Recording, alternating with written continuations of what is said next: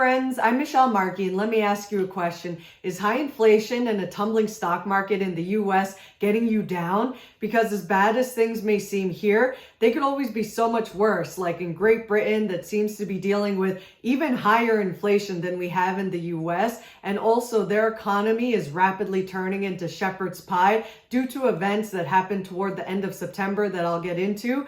And so could the train wreck that's happening in Great Britain be the black swan that no one is expecting? I'll explain all that today and more. And so if you also enjoy learning about economics and trying to figure out how this could affect you and your own personal finances, please be sure to like and subscribe to my video and YouTube channel. And as a thank you, here's a fun fact. Did you know that black swans were native to Australia and then were introduced into Europe at the turn of the 18th century? Really interesting, huh? And so let's get on with today's stories. This September had been quite dramatic for the United Kingdom as Queen Elizabeth passed away after shaking hands with the brand new Prime Minister Liz Truss. And now Truss is shaking up markets and the British economy with an earthquake of tax cuts and fiscal spending to try to stimulate economic growth. And so far, the markets and media have had a negative reaction to Trussonomics, where it wants to implement economic policies that are called trickle down,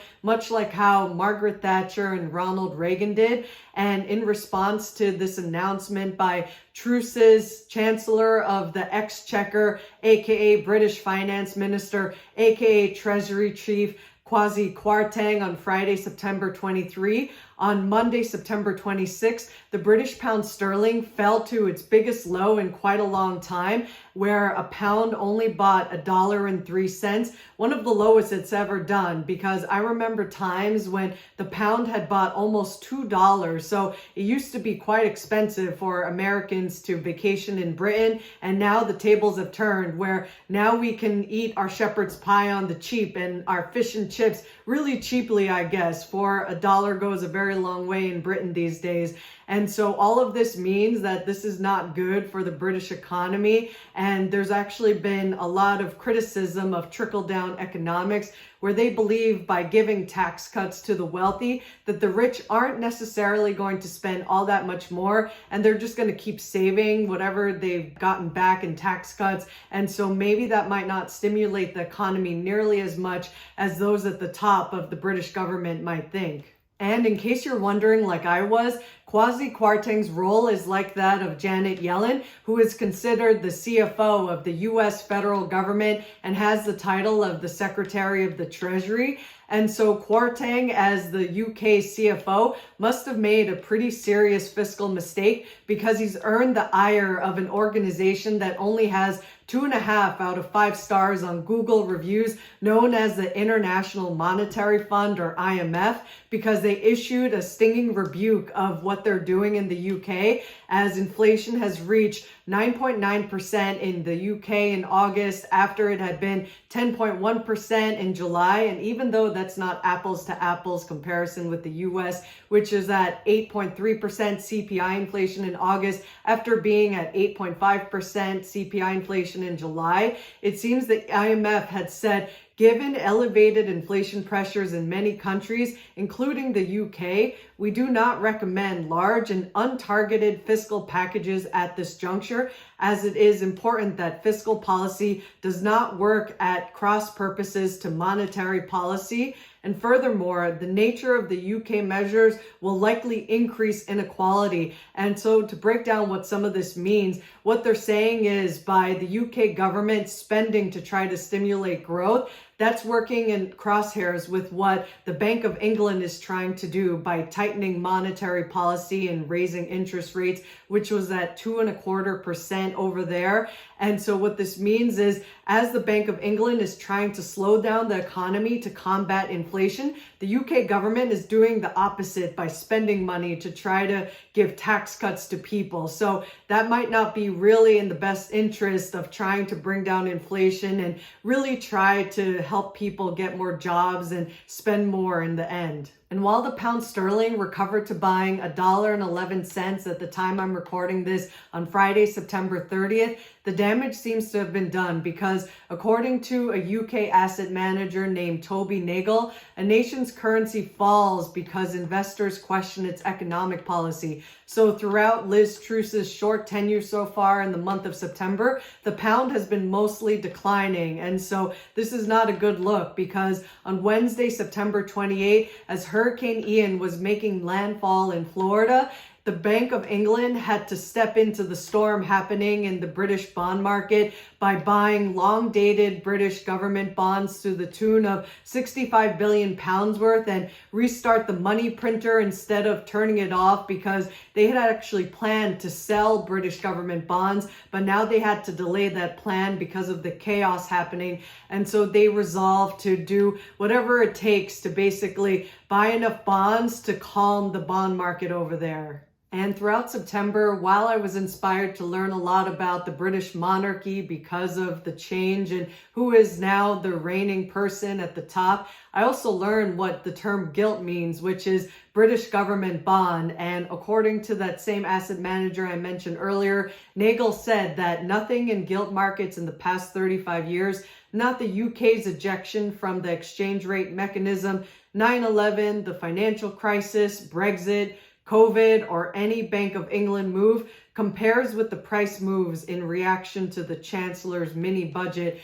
which means the tax cuts and fiscal spending that the British government is doing now. And so what this also is saying is that until the British government had stepped in to start buying bonds again, interest rates for government bonds had been spiking. And this means that investors or traders had been selling off British government bonds because of their lack of faith of what's going to happen to the British economy. And so basically markets have decided that there's limited upside to the economic policies that the Truss government is putting into play, and that in reality, most likely we'll be seeing higher interest rates, which will probably slow down the economy more than maybe allow for growth to happen. And also, while a weaker pound can be good, making UK exports cheaper to the rest of the world, they make imports to the UK more expensive for British consumers, making the prices go up for everyday consumer goods like food and energy and housing for the British people. And so this is not a good thing because, as an example of how bad this is,